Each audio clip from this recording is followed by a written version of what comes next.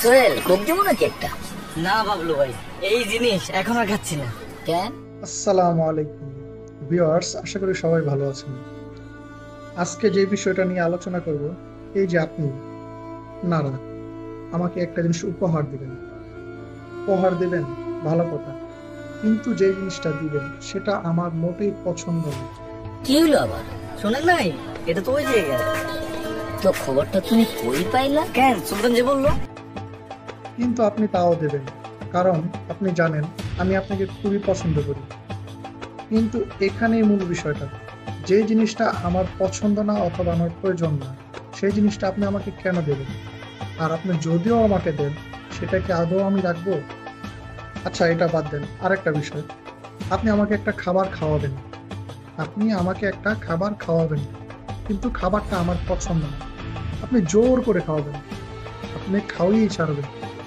একটি উদাহরণ দিই, হ্যাঁ, ধরেন চায়না, জাপান, ইন্দোনেশিয়া, আরো কয়েকটি দেশ আছে যারা কুরুচিপূর্ণ খাবারগুলো খায়, যেমন কীট পতঙ্গ, এটা তাদের খুবই পছন্দ। তারা তেলাপোকা খায়, টিকটিকেও খায়, বিচ্ছু খায়, সাপ খায়। আপনি আমাকে দিবেন, সেটাকে আমি খাবো না? কারণ সেটা তো আমার খাবার না। খাবার না তো পরের কথা, সেটা আমার রুচিতেই আসবে না। কিন্তু ধরেন স্বাভাবিক একটা খাবার যেটা আমার পছন্দ না, স্বাভাবিক, সেটা আপনি আমাকে দিচ্ছেন, ফ্রি, অথবা গিফট করলেন, নেন একটু খান। আসলে কি আমি আদৌ এটা খাবো?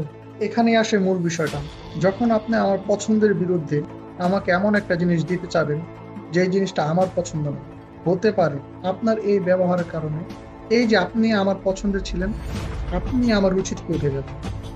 বুঝতে পারেন এই বিষয়টা?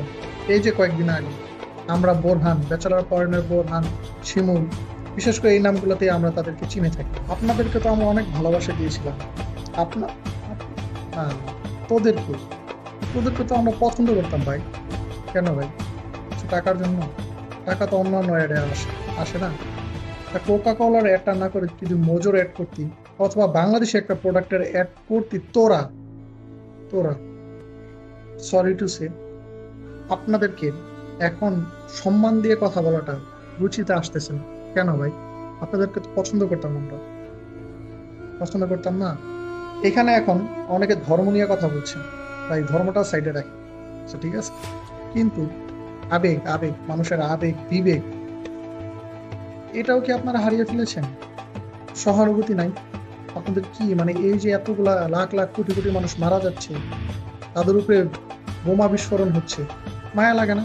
কষ্ট লাগে না? কেন? আপনি কি মানুষ না? যাই হোক, মূল কথায় আসি। শরাফ আহমেদ জীবন ভাই ও শিমুল শর্মা, আপনারা এই যে মানব বিরোধী, আপনারা অ্যাড করছেন ভালো কথা, কোকা কোলা একটা পণ্য, সেটা নিয়ে অ্যাড করতেন, কোনো সমস্যা ছিল না। সেটা প্রমোট করতেন, সেটা গুণাগুণ সম্পর্কে বলতেন, তাও প্রবলেম ছিল না। কিন্তু ভাই, আপনারা আমাদেরকে রুগী যুগী বুঝাইতে কি কারণে আসছেন?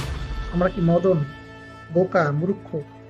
আমার বন্ধু যদি একদিন আমার বাসায় এসে বলে তোর বাসায় আজকে থাকবো, পরের দিন সকালে যদি বলে আমার বাসা থেকে তুই বাহির হয়ে যা, মানে আমার বাসা থেকে তুই বাহির হয়ে যা, এটা যদি আমার বন্ধু বলে, মানে ও আসছে বেড়াইতে, এখন ও আমাকে বলে আমার বাসা থেকে তুই বাহির হয়ে যা, এখন বলেন তো এটা কি মানা যায়? এটা আপনি মানবেন? এটাই হয়েছে এই ফিলিস্তিনের সাথে। এই ইসরায়েল আসছিল বেড়াইতে, কথায় আছে না, বসতে দিলে শুইতে চায়, এখন তাদের অবস্থা হয়ে গেছে এরকম। তাদেরকে বসতে দিছে, তারা শুইতে না, পুরো কবজাই করতে চায়। আর ওদিকে আপনারা বুঝাইতে চাইলেন, কি বুঝাইতে চাইলেন? তুরস্কে খায়, স্পেনে খায়, দুবাইতে খায়, আর ফিলিস্তিনে তো কোকার ফ্যাক্টরি আছে। আরে ফিলিস্তিনে তো কোকা কোলার ফ্যাক্টরি আছে, হ্যাঁ? এটা ভাই, আমি তো গু খাই না, আমরা কেউই গু খাই না। আপনি খান? অনলাইনে কয়েকদিন আগে একটা ভিডিও ভাইরাল হয়েছিল, হাতির মল থেকে কফি তৈরি হয়, সেটা দামও ব্যাপক, অনেক দাম। কিন্তু ভাই, সেটা যদি আমাকে ফ্রি দেয়, আর কোটি কোটি টাকা যদি আমারে দেয়, আর আমার পাও ধরে বলে এটা খাইতে, ভাই আমি তো জিন্দিগিতে খাবো না। সেই ভিডিওর ঘটনাটা ছিল বাহিরের কোনো রাষ্ট্রের, ধরেন সেই কোম্পানিটা আমাদের বাংলাদেশে আসছে, সেই কোম্পানিটা আমাদের বাংলাদেশে আইসা এই হাতির মল থেকে কফি তৈরি করতেছে। এখন আমি যদি বলি আরে ভাই, এটা আমাদের দেশি ফার্মের থেকে তৈরি, আমাদের দেশি হাতির গোবর, মানে মানে মল থেকে তৈরি, খাবেন না কেন কফি? খাবেন না? আমাদের দেশি তো, খাবেন আপনি এটা? বাংলাদেশের মানুষ খাবে? এটা নিয়ে আপনি মার্কেটিং করতে পারবেন? মানুষ জোতা দিয়ে পিটাবে, জোতা, শুধু জোতা না ভাই, কি বলবো, মানে হাতের সামনে যা পাইবো আর। এখন বিষয়টা হচ্ছে, এই বিজ্ঞাপন করাতে তাদের কি খুব উপকার হয়েছে? তাদের খুব উপকার হয়েছে কিনা সেটা বলতে না পারলেও এটা বলতে পারি আমাদের খুব উপকার হয়েছে। আমরা যারা কিছুদিনের জন্য হয়তো ভুলে গিয়েছিলাম কোকা কোলা বয়কট করতে হবে, শুধু কোকা কোলা নয়, ইসরায়েলের যে কোনো ধরনের পণ্য বয়কট করতে হবে। আপনারা দেখে নেবেন অনলাইনে সার্চ করে ইসরায়েলের কি কি পণ্য আছে, আমরা তার সবই বয়কট করবো ইনশাআল্লাহ। এই যে তাদের এই বিজ্ঞাপনের মাধ্যমে এটা আরো জোরালো হলো।